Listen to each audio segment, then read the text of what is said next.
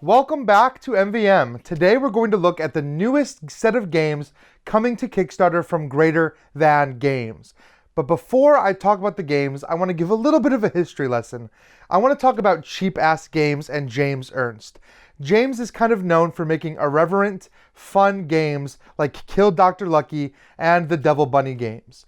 When he retired, Greater Than Games bought the entire catalog of Cheap Ass Games and promised to do reprints and new editions of those old classics. So that is actually what we have here, is one of those games, Devil Bunny Needs a Ham, which is a classic James Ernst game that's being reprinted along with a brand new Devil Bunny game called Devil Bunny versus the Entire Galaxy. So both of those games are coming in one package on Kickstarter. So you're going to see some similarities between these games. Obviously, they've taken a lot of inspiration from the original Devil Bunny game to make this new version. They've kept a lot of the humor, they've kept a lot of the elements of the original game with that kind of push your luck that we'll talk about, with the Devil Bunny itself, which is featured with a little miniature. Of course, I'm looking at prototypes here, complete prototypes, so bear that in mind as you're looking at these two different games, that the final product is going to vary. Now on the left side here, you're going to see this building. This is Devil Bunny Needs a Ham. This is the first game that kind of started it all with this series. You are chefs trying to escape Devil Bunny. Devil Bunny really wants a ham, and he really thinks that you're going to give him one. If you don't give him one, he's going to kill you by pushing you off this building. Kind of dark, kind of crazy. That's kind of what you'd expect with the theme here. So you are trying to race to the top of this building to survive without the Devil Bunny pushing you down. And this is a total push your luck game with a lot of strategic elements. So it's not just rolling the dice and hoping, it's a lot about positioning on the board. So let me talk about that game and how it's played. You're going to have a variety of colored cubes, and of course, prototype, like I said. These will be wooden cubes for the final version. These represent your two chefs. Over the course of the game, your goal is to get one of these chefs up to the safety, which is the top of the building. And you're going to do so by rolling these two dice on your turn. Whatever you roll, you're going to get to move your cubes that number of spaces, or at least up to that number of spaces. Now, you can combine the numbers. So if I rolled a 5 and a 2, I could move 1 cube 7 spaces, or I could move 1 cube 5 and 1 cube 2.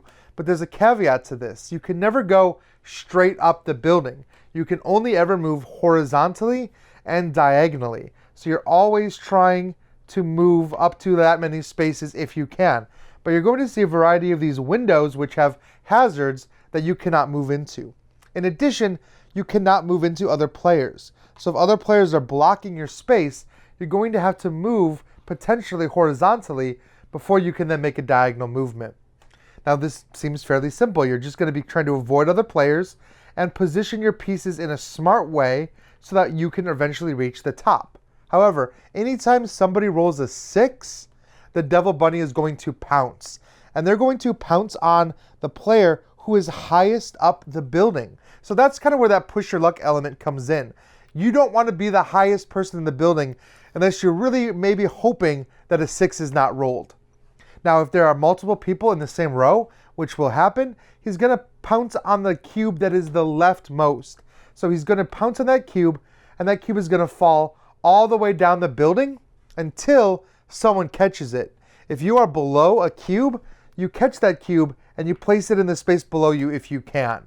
Again, this is where positioning comes into play, and this is twofold. As you're crawling up this building, you're going to want to make sure that you have some other cube beneath you to catch you. It can be another player's cube, or you can try to move your cubes in such a way that they are always beneath each other so that you can always catch yourself. If you have a line of cubes, you'll catch yourself, you'll move down, and you'll eventually find a safe place to land. Now, if there is no one beneath you, you will fall all the way back to the street. Not a big deal. You'll just dust yourself off and you'll try again. However, you'll see the ledge of death halfway up the board. That is the point of no return. If you are above the ledge and you fall straight from the ledge all the way down to the street, splat. Devil Bunny got you. He's not going to get his ham, but maybe one of you are more likely to give him the ham once you see people falling off the building. But you can save yourself, like I said, by always making sure you have somebody to catch you. Now, other players don't want to be beneath you. They want to leave a clear path for you to fall as far as possible. So you can try to trap them or position yourself in such a way that they don't really have an option other than to catch you, but it's safer always to try to catch yourself. So you're wanting to do two things. You're wanting to climb, make sure that you're not the highest, or if you are, that you're at least tied with somebody who is further to the left so that they will be the one pounced on. And you want to make sure that you have a pretty solid safety net below you. So this is not just push your luck. There's that whole strategic element that I hinted at. This is how it plays out. Positioning in this game is so important. It might seem like a simple game. Oh, you're just rolling dice and you're moving and eventually someone is randomly going to win. But it is not random at all. Even with these dice, it's not really luck driven. You can have really low rolls, but as long as you're smart about the way you're moving up, you might not be in the lead, but people in front of you are just going to be falling and falling and falling. Eventually, you will catch up to them, and with maybe a really big roll, you can just shoot up to the top to that eventual win. So there is a lot of decisions you're going to have to make. It's a very tactical experience. You're always looking at the way the board is positioned as you're trying to position your own cubes in one of those ways. So that's the classic game. This is being reprinted in this Kickstarter along with this new game over here. This is Devil Bunny versus the entire galaxy. In this game, the fate of the entire galaxy rests on you being able to collect butterflies. Each one of these discs of the different player colors represents a different color of butterfly.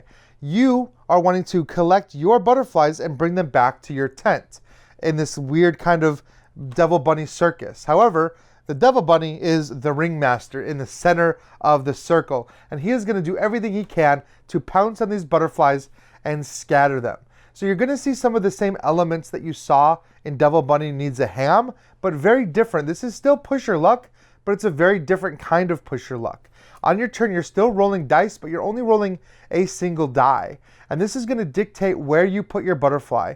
You'll notice that each one of these podiums has a number beneath it, and that is where you're going to place it. If I roll a 5, for example, and I'm the red player, I'll take my disc and place it on the red 5. As you're playing the game, you're going to be potentially stacking up more and more discs on these different spaces. Now, eventually what's going to happen is that you're going to roll the Devil Bunny's number. Anytime somebody rolls a 6, the Devil Bunny is going to pounce. He's going to pounce on whichever stack of butterflies is the highest. So you look at these stacks here of 3, he's going to pounce on one of those stacks. If you're the active player, you get to decide which stack he's going to pounce on, and then he's going to send these discs all flying in opposite directions. So you're going to spread out that whole space.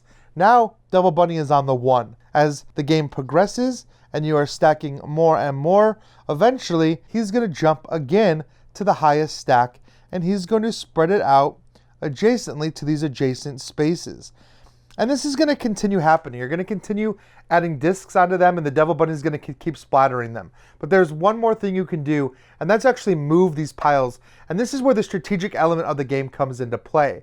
As you pick up a stack to move it, you have to have your color on top, but you have to leave a disc every time you move.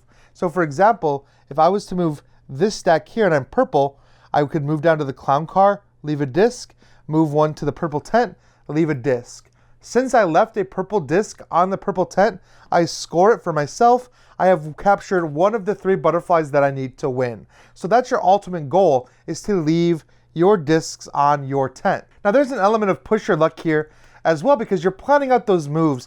You think you know exactly how many spaces you need. I'm the red player. I can make this in 2 moves and score another point. But then, of course, maybe the Devil Bunny comes and smashes my stack, and the player that's deciding sends my pieces somewhere else. Now I can no longer score. That stack that I was building is no more. So now I have to decide where I want to leave these pieces.